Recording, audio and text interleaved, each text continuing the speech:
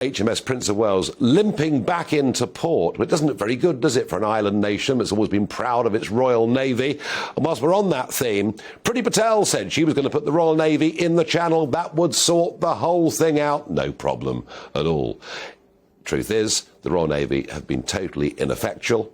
The morale of those on board is not good, because it's not what they joined the Royal Navy for.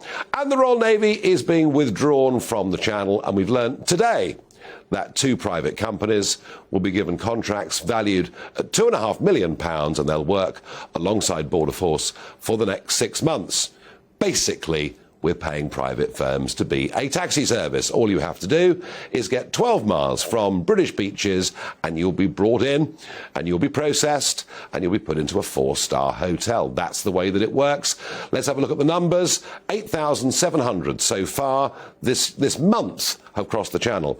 That's as many as came in the whole of 2020. 1,295 last Tuesday, 804 last Thursday, and last Saturday, 915, and they all came in the morning because the wind was due to freshen in the afternoon. And you can look at these pictures and these floats, those of you watching this on television, to see that the whole thing is completely and utterly out of control.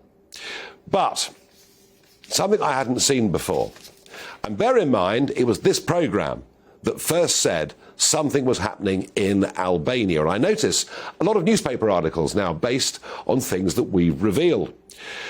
On Saturday, I had somebody in Dover Docks counting the numbers in, and he said to me he'd never seen such an aggressive group of young men walk up those gangplanks, and he's been following this, studying this, ever since the problem began back in 2018. And it backs up what Lucy Morton, a professional officer with the ISU union who represent Border Force, she said this just before the weekend.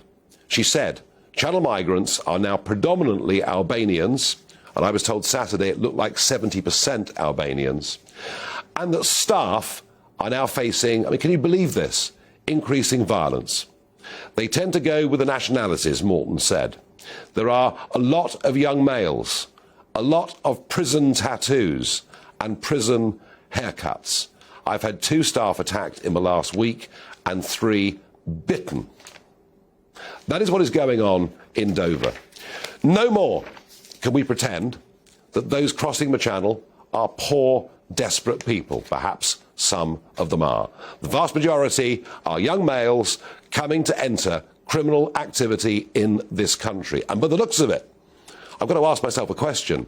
Are the Albanians literally emptying their prisons? I don't know the answer to this, but you heard that from Lucy Morton. Prison tattoos and prison haircuts. This should be, in my view, a national emergency. How many more moped thefts do we want in London? How many more stabbings? How many more shootings? We've got law and order declining in every one of our major cities, and every police force will tell you the growth of Albanian-led gangs over the last couple of years has been a major problem.